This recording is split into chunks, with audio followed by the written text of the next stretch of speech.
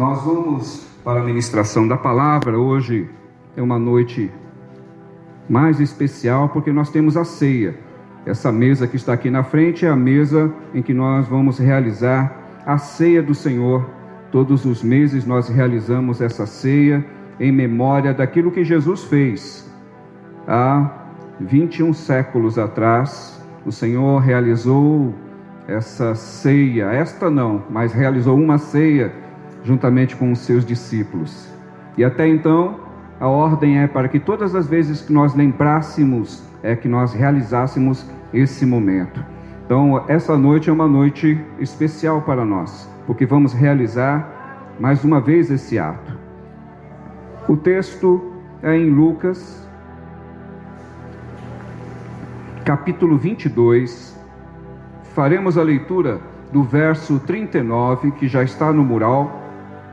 Eu vou fazer a leitura com essa versão que está no mural. Nós vamos do 39 ao 46 nessa leitura. E diz assim: E saindo, foi como costumava para o Monte das Oliveiras, e também os seus discípulos o seguiram. E quando chegou àquele lugar, disse-lhes: Orai para que não entreis em tentação. E apartou-se deles cerca de 1 tiro de pedra, e pondo-se de joelhos orava, dizendo: Pai, se queres, passa de mim esse cálice, todavia não se faça a minha vontade, mas a tua. Apareceu-lhes um anjo do céu, que o fortalecia. E posto em agonia, orava mais intensamente, e o seu suor tornou-se em grandes gotas de sangue, que corriam até o chão. E levantando-se da oração, veio para os seus discípulos e achou-os dormindo de tristeza. E disse-lhes: Por que estáis dormindo? Levantai-vos e orai para que não entreis em tentação. Vocês podem orar comigo? Santo Deus, é mais uma oportunidade que nós temos de orarmos e entrarmos na Tua presença. Nós acabamos de ler um texto. Esse texto, Pai, tem ultrapassado séculos, e ele transmite a mensagem do Teu amor, da Tua compaixão e misericórdia para com as nossas vidas.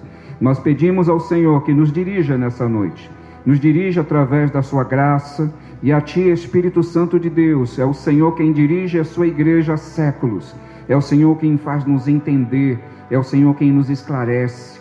Venha sobre nós mais uma vez, Espírito Santo, e confirma a Tua presença para o louvor da glória do Deus Todo-Poderoso. Amém.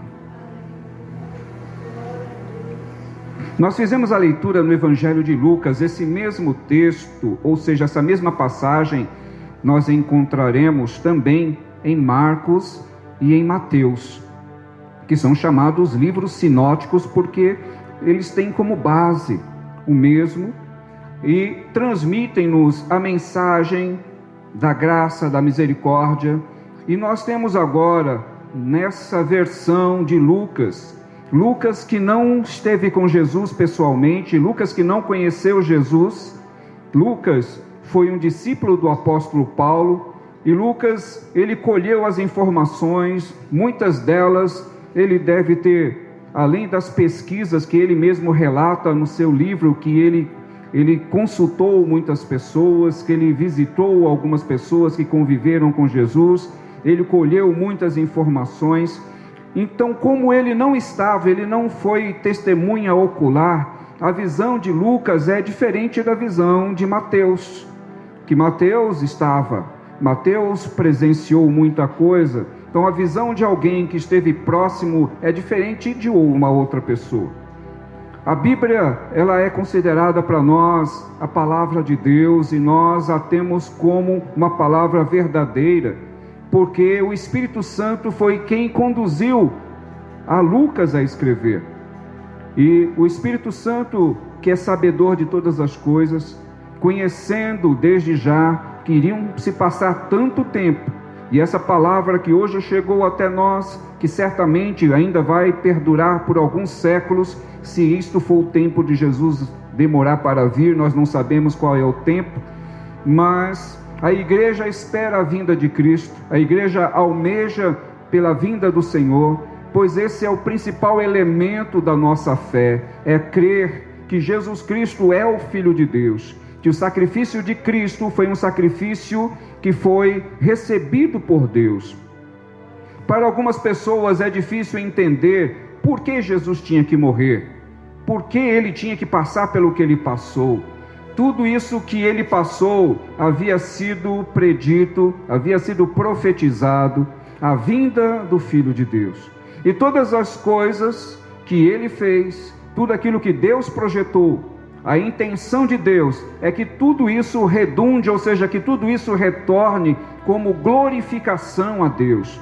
Que a misericórdia de Deus seja vista pela humanidade, que a compaixão de Cristo seja vista pela humanidade. O propósito de Deus é que todo joelho um dia vai se dobrar e toda língua também confessará que Jesus Cristo é o Senhor. O que vem a ser essa palavra Senhor? Senhor é Kyrios no grego, e esse Kyrios tem uma intenção.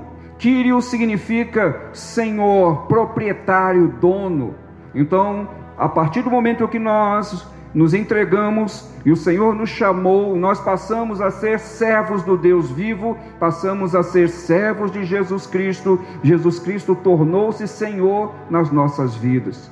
E esse processo é um processo que vai levar a vida inteira aqui na terra e a eternidade também, porque a palavra nos diz que nós viveremos para desfrutar da glória de Deus e para aprender sobre esse Deus que Ele é infinito.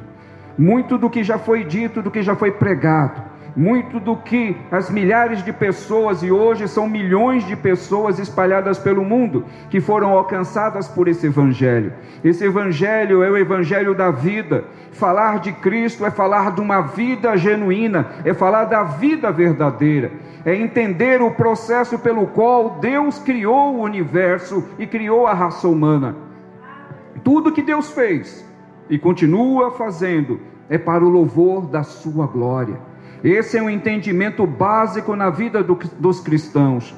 Tudo, amados irmãos, todo o processo da criação, o processo da criação dos homens, os animais que povoam a terra, os répteis, os peixes, os animais que estão aqui espalhados, tudo isso é projeto de Deus.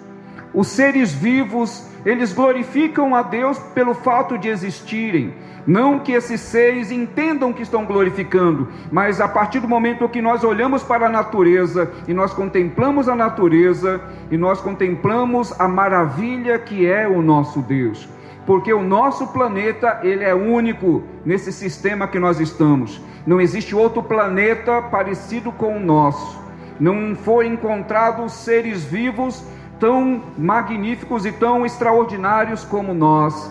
A ciência não tem resposta para milhões de perguntas. Os homens, por mais que se esforcem, não conseguem explicar. Mas a Bíblia, ela fala disso há muito tempo. Que nós temos um Deus, que a intenção desse Deus, ele continua nesse mesmo processo. Deus cria todas as coisas para o louvor da sua glória. Deus envia Jesus à terra para o louvor da sua glória. O nome de Cristo é o nome que é glorificado e lembrado pela eternidade. Jesus é Senhor não somente aqui na terra, como também nos céus. Os seres viventes glorificam a Jesus. Os seres vivos que foram chamados por eles glorificam a Jesus. E essa glorificação, isso agrada ao nosso Deus. O que agrada ao nosso Deus é um coração voltado para Ele, entendendo que o principal é este Deus, que toda a glória deve redundar para Ele. Infelizmente, o que nós vemos no mundo, principalmente no mundo globalizado como o nosso, são os homens que procuram a glória para si. São muitos homens e mulheres que procuram a glória, e alguns sucumbem a essa glória. É incrível como o homem não sabe lidar com a fama. É muito incrível como nós que conhecemos, a história de algumas pessoas que já passaram por essa terra, que se tornaram famosos e sucumbiram à fama. Alguns se entregaram ao vício do álcool, às drogas, buscavam tanto a fama, queriam tanto estar em evidência e depois sucumbiram, ou seja, eles acabaram sendo engolidos pela própria fama. Mas o Deus que nós servimos é um Deus, por Ele ser perfeito, Ele exige essa glorificação. E à medida que os cristãos entendem isso e mandam glória para esse Deus devolve essa glória para as nossas vidas. E nós sentimos uma alegria indizível, uma alegria que o mundo não contempla e não tem, porque o mundo precisa de subterfúgios, o mundo precisa de artifícios para ser feliz, as pessoas precisam estar em evidência para se sentirem importantes, as pessoas precisam que os seus nomes estejam em destaque para elas entenderem a sua importância. Porém, nada disso, irmãos, alimenta o homem, porque tudo isso é superficial. Mas o Deus que nós servimos, Ele em nada é superficial. A vinda de Cristo foi um homem, verdadeiramente homem. Jesus esteve nessa terra 100% homem. Ele não era um anjo encarnado. Ele não era um ser encarnado. Ele era um homem aqui na terra, dependente da ação do Espírito Santo e dependente do seu Pai. Jesus estava numa humanidade plena. A diferença extraordinária é que Jesus não nasceu do relacionamento entre homem e mulher. Jesus foi implantado. Ele foi colocado no ventre de Maria. Não poderia ter nenhum contato de relacionamento entre homem e mulher, porque senão Jesus seria pecador como nós somos. Todos nós nascemos da semente do pecado. Todo homem carrega essa semente do pecado.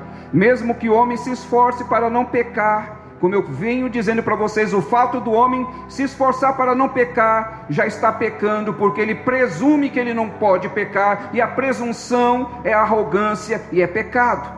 O que nós temos que fazer? Nós vivemos para Cristo, entendemos que dependemos dele para não pecar.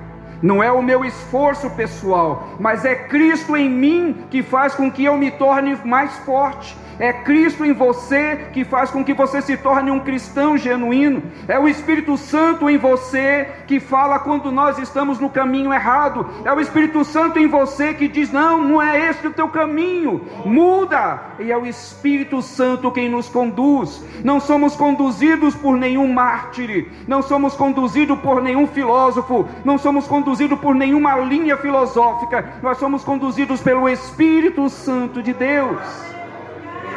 Esse é um diferencial extraordinário que o mundo não tem, porque o mundo não conhece o Espírito Santo. A Bíblia nos diz que o Espírito Santo habita nas novas criaturas, e para ser nova criatura, nós tivemos que nascer da água e do Espírito. Quem não nascer da água e do Espírito não pode ver o reino de Deus, é simples assim. Não tem como pertencer a esse Deus se nós não entregarmos o nosso coração integralmente a Ele. Jesus pregou o reino. Ele pregou o reino. É-vos chegado o reino de Deus.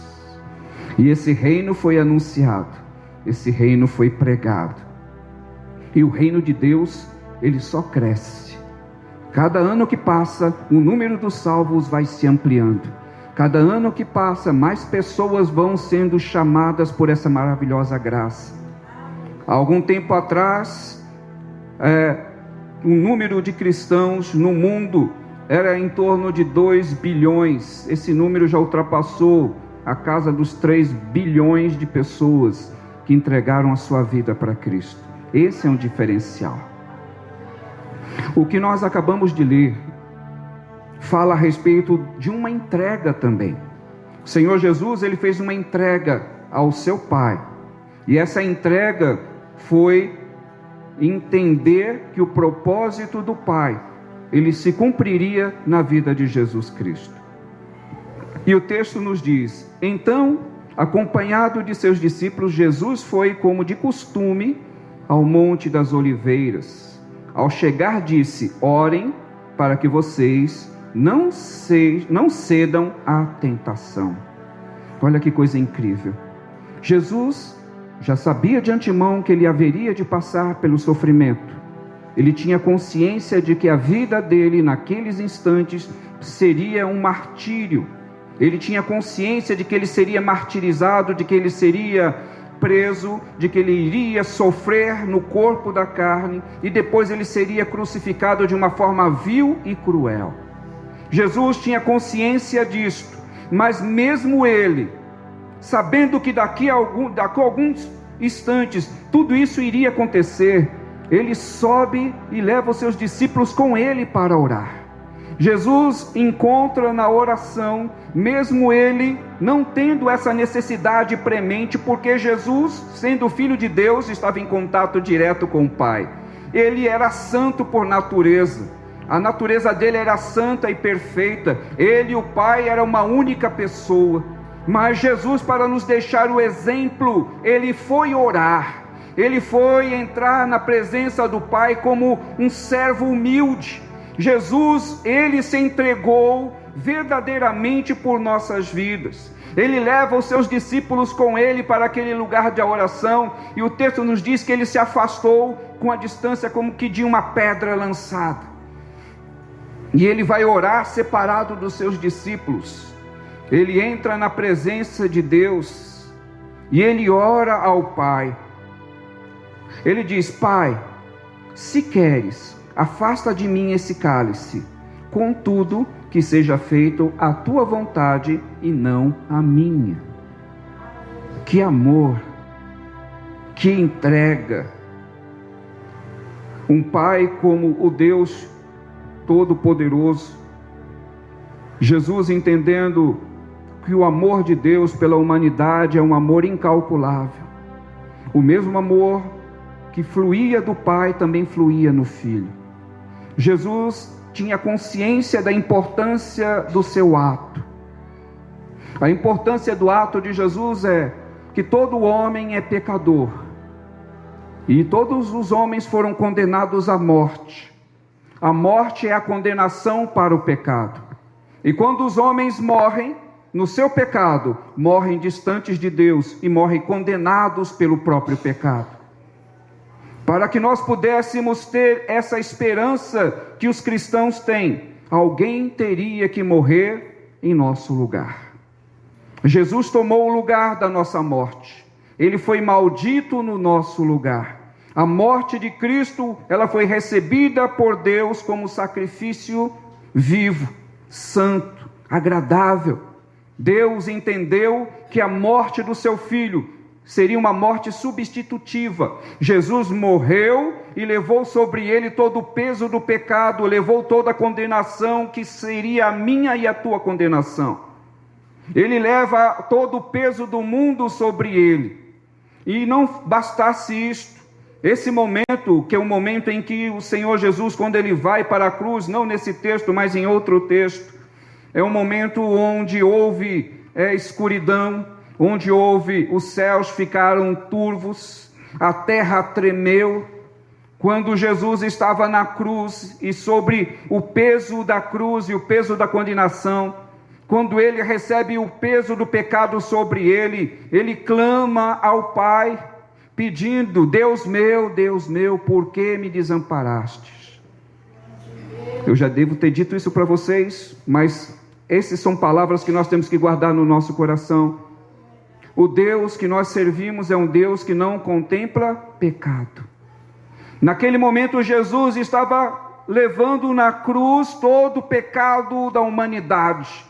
E era um momento onde o Deus Pai, que não contempla pecado, não olhou para o seu Filho, porque o seu Filho estava levando a condenação do mundo sobre ele. E como Deus não contempla pecado, Jesus sentiu naquele momento a ausência do Pai. E aquilo que mais ele ama, aquilo que ele mais deseja, que é a presença do Pai, ele sentiu falta naquele momento. E ele clama: Deus meu, por que me desamparaste?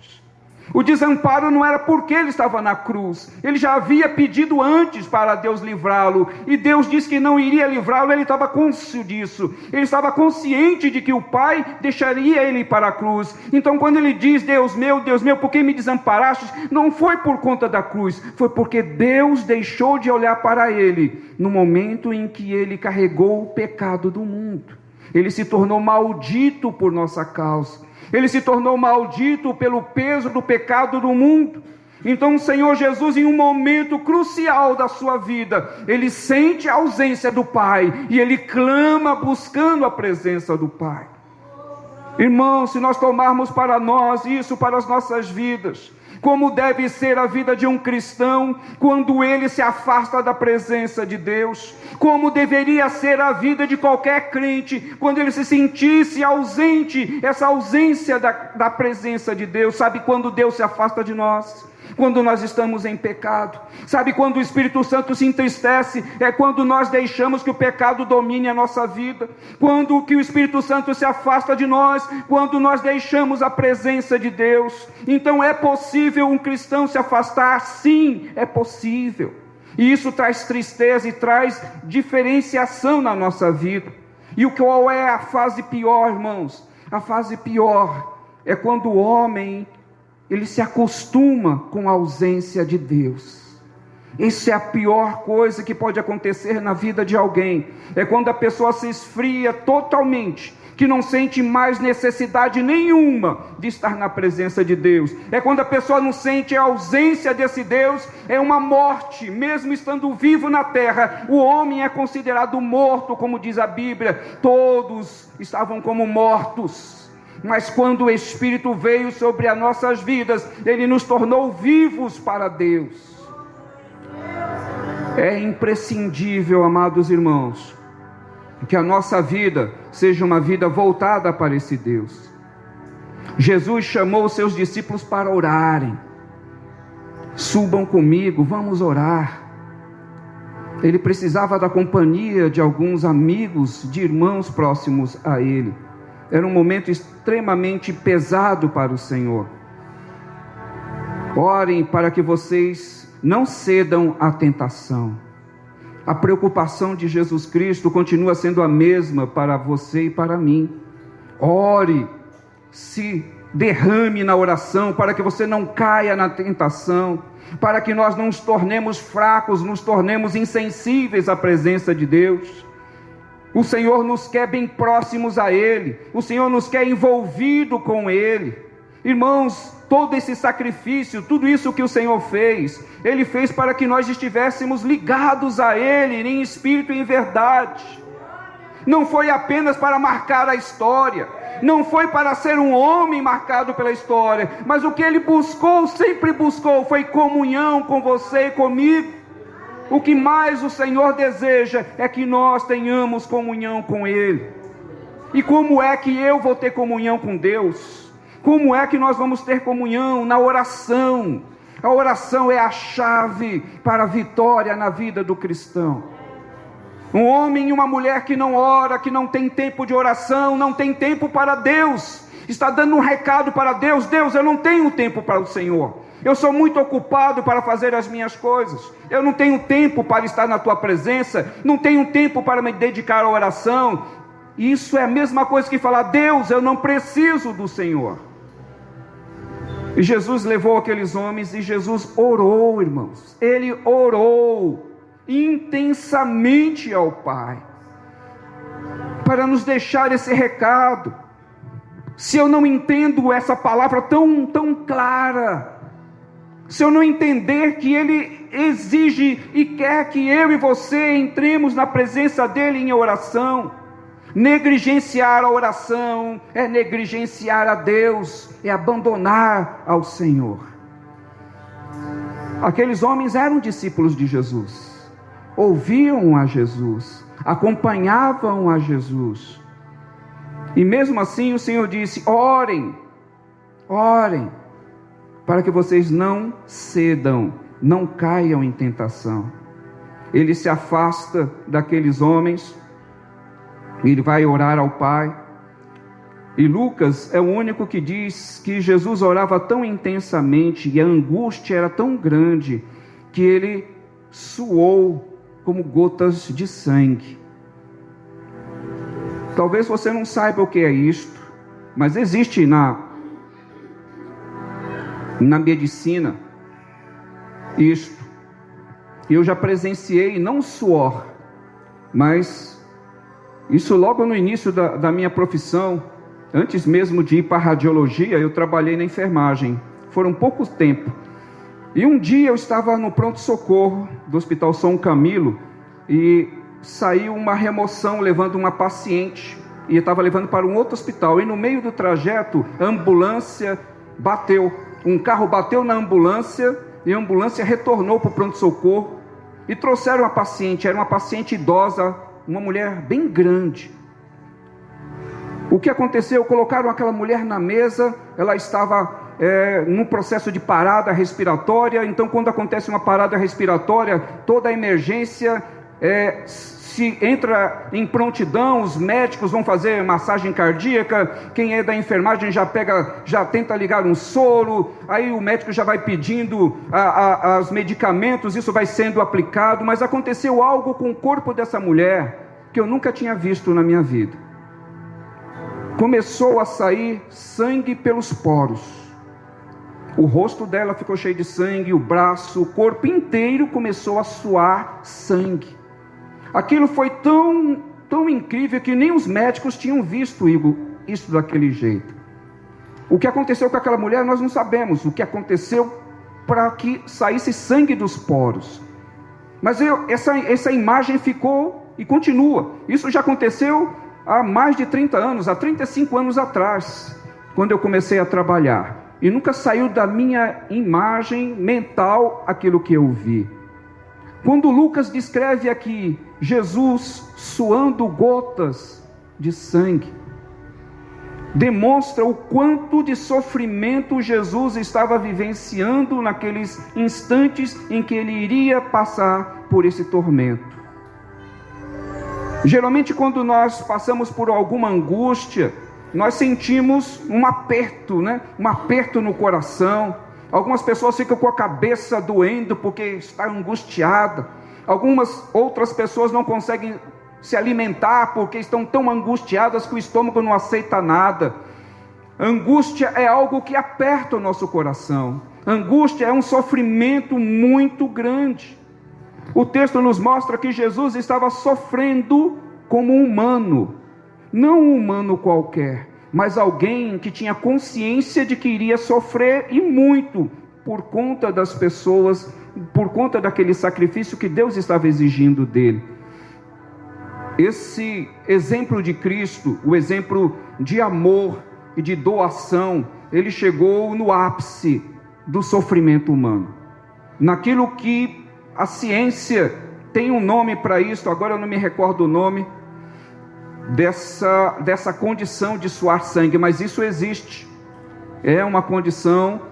Mas no caso de Cristo, esse rompimento capilar desses vasos, que são os vasos bem pequenos que nós temos, a força que ele estava fazendo fez com que rompesse esses vasos e ele suasse sangue. Um sofrimento que ele apresentou ali diante do Pai. Uma vida totalmente entregue para fazer aquilo que o Pai havia determinado. Enquanto Jesus estava sofrendo, os seus discípulos estavam dormindo. Enquanto Jesus estava ali, passando aquele tormento, os discípulos estavam dormindo, de tristeza, como diz o texto. Não estavam com ele, não presenciaram o sofrimento dele, não viram tudo aquilo que ele estava passando. E Jesus fez todo esse processo e continua fazendo por amor. O mesmo amor que ele dedicou, ele continua dedicando a nós e à raça humana. O Evangelho é a proclamação desse Cristo. O que nós vamos participar daqui a alguns instantes tem a ver com esse sofrimento de Cristo. Ele fez esse ato antes de todo esse processo. Ele esteve com seus discípulos. Sabia muito bem que era a última ceia que ele estaria com eles. E ele fez questão que aquela ceia fosse num lugar especial. Jesus preparou um lugar, nem os discípulos sabiam aonde era o local que iria participar da ceia. Jesus guardou segredo até mesmo daquele que era mais íntimo dele. Nenhum deles sabia. E quando Jesus os mandou preparar o lugar, eles perguntaram aonde. Nós vamos entrar nesse texto posteriormente. Aonde? E quando Jesus diz para eles que, olha, quando vocês encontrarem um homem carregando um cântaro na cabeça, segui-o. E quando chegar lá, vocês perguntem aonde o mestre vai participar da ceia. Estaria ali preparado um cenáculo, ou seja, um local preparado para isso. Jesus, ele coloca essa condição de que ele tinha necessidades de estar com seus discípulos no momento íntimo, no momento em que ninguém mais pudesse ali atrapalhar essa intimidade do Senhor. A humanidade de Cristo, ela é demonstrada nesses atos. Não sei quanto a vocês, mas eu tenho muitos amigos, e alguns amigos nós temos muito em comum, e é muito bom quando você está conversando com um amigo próximo, e geralmente quando você está conversando algo com um amigo e chega uma outra pessoa, geralmente a conversa interrompe. E aí aquela pessoa que chegou, para quem tem uma amizade mais íntima, você não vê a hora daquela outra pessoa ir embora para você voltar a conversar com seu amigo. Porque aquela pessoa apareceu ali, mas ela não é tão íntima a ponto de você continuar com a conversa. E geralmente nós disfarçamos um pouquinho e daqui a pouco, quando a pessoa tem simancol, ele percebe que está sobrando ali na conversa, aí vai embora. Quando não, tem pessoas que não têm simancol e querem dominar a conversa. Aí é uma tristeza, irmãos. A pessoa acha que está agradando, acha que está agradando e pronto, não devolve mais a palavra para o outro. Não sei se vocês já se depararam com alguém assim. Eu acho que é meio difícil encontrar essas pessoas assim,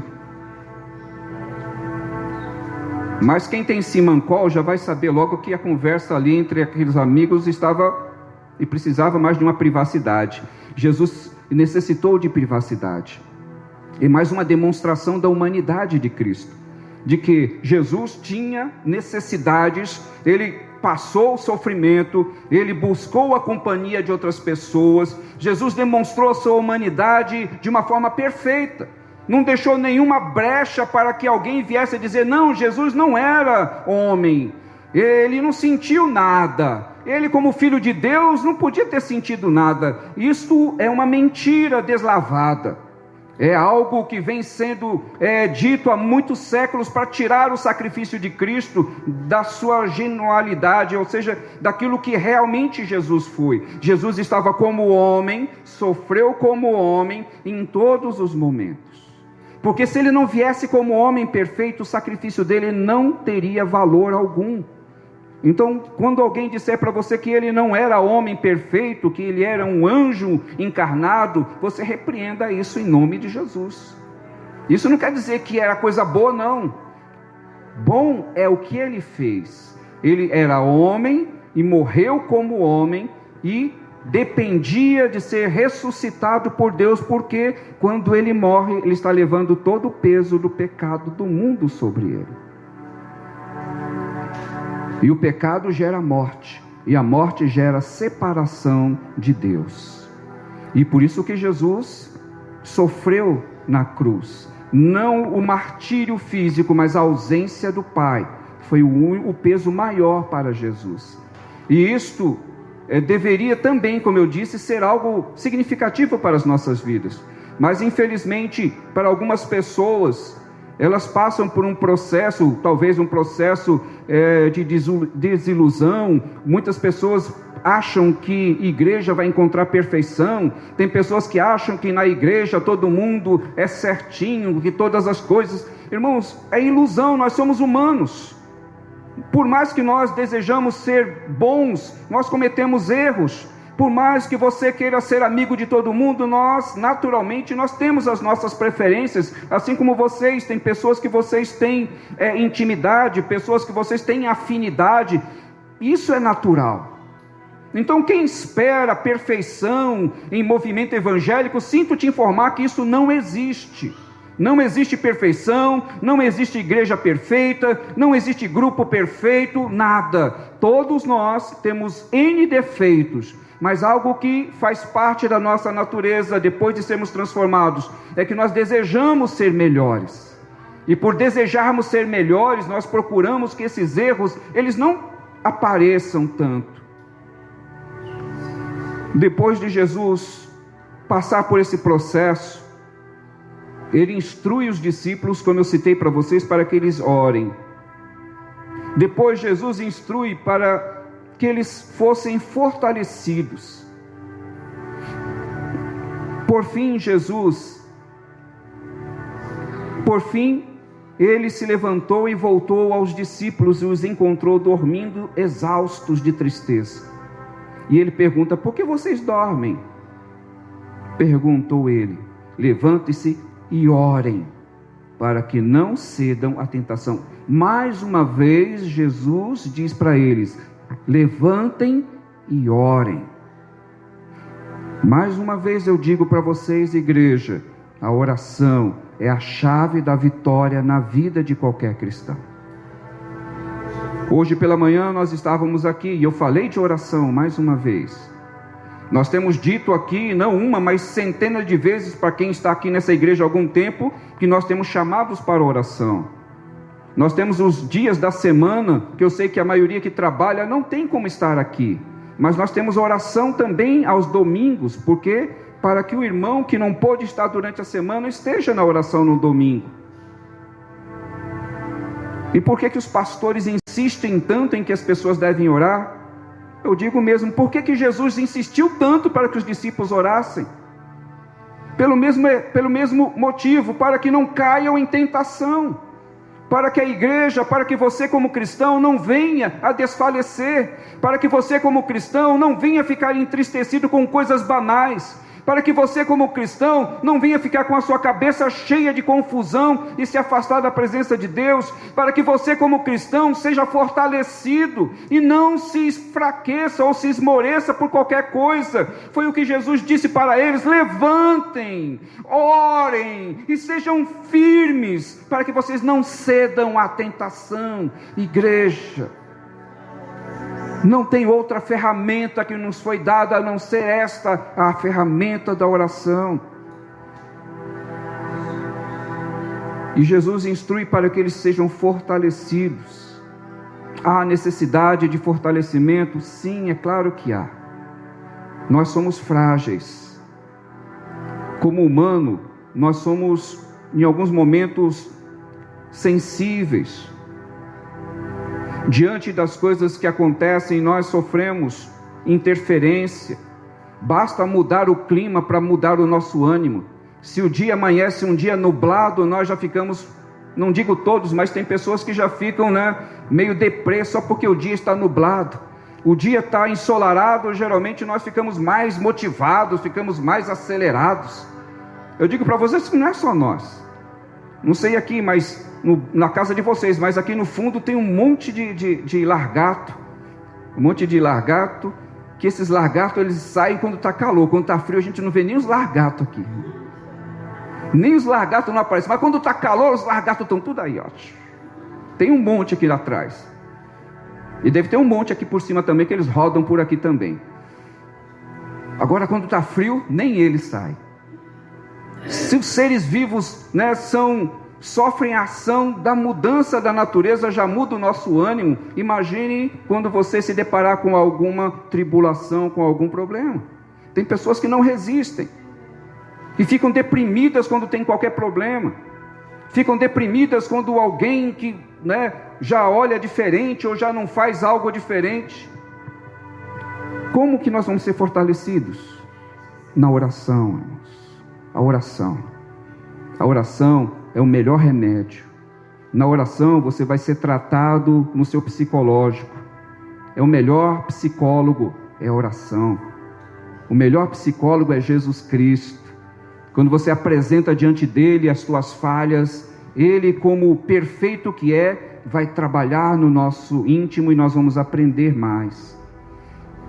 Ser fortalecidos espiritualmente. A fraqueza é algo comum à nossa natureza. As dúvidas também surgem. O medo também surge, é algo natural. Mas para que nós vençamos tudo isso, temos que fazer como o nosso mestre nos ensinou. Jesus, no momento mais difícil, ele estava em oração. Todos aqueles que já passaram por várias situações, aqueles que sofreram até como os heróis da fé. Muitos homens e mulheres de Deus que dedicaram muito tempo à oração foram pessoas que tiveram grandes vitórias. Grandes vitórias.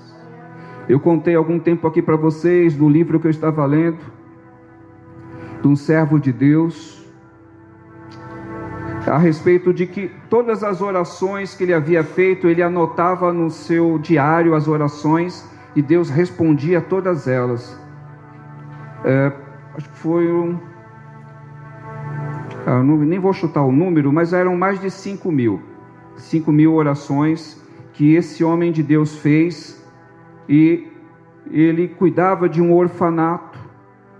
Esse orfanato dependia única e exclusivamente de Deus, e aquele homem orou todos os dias, e Deus mandava mantimento, Deus levantava subsídios, e aquele homem, ele continuou fazendo isso e servindo de exemplo de alguém que confia plenamente em Deus. Eu tenho feito isto, o Senhor tem respondido. Nós temos orado e o Senhor tem levantado e tem agido no nosso meio. Então, vamos continuar. Eu, como pastor, vou continuar chamando para a oração. Eu creio em Deus e no poder do Espírito Santo. Então eu sei que, à medida que você e eu, nós formos aperfeiçoados nisto, nós teremos muitas vitórias. Jesus fez isto, orientou os discípulos para fazerem isto.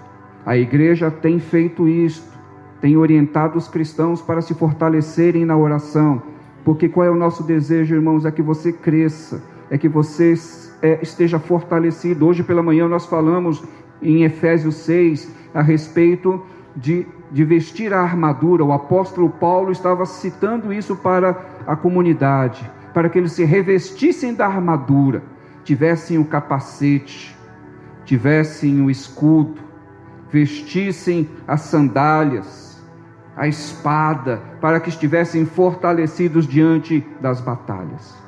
O Senhor Jesus venceu, os discípulos venceram, e nós como igreja também venceremos. Esse é o desejo do nosso coração, em que nós aprendamos com a palavra de Deus, que em todos os momentos, nós só seremos fortalecidos se entrarmos na presença do Senhor. O sacrifício de Cristo, ele é válido para todo aquele que crê. O sangue de Cristo é poderoso para nos resgatar. O sangue de Cristo é poderoso para salvar a humanidade inteira, se a humanidade se render a Ele. O sangue de Cristo é poderoso para nos limpar. Nós podemos entrar na presença de Deus, porque o sangue de Cristo nos purifica de todo pecado. Antes nós não poderíamos entrar, porque o pecado nos afastava de Deus. Mas hoje, você é lavado e remido pelo sangue de Cristo Jesus. Deus recebe a tua oração, Deus recebe a tua presença, porque Jesus abriu esse caminho para nós entrarmos na presença de Deus. Então guarde a palavra do Senhor no teu coração. Não se enfraqueça, não se deixe levar pelas situações da vida. Nós estamos nesse mundo e as aflições, problemas fazem parte da nossa trajetória aqui. Mas a nossa trajetória aqui é apenas um prenúncio daquilo que Deus tem para as nossas vidas. O melhor está por vir, aquilo que o Senhor tem prometido para os seus. Amém.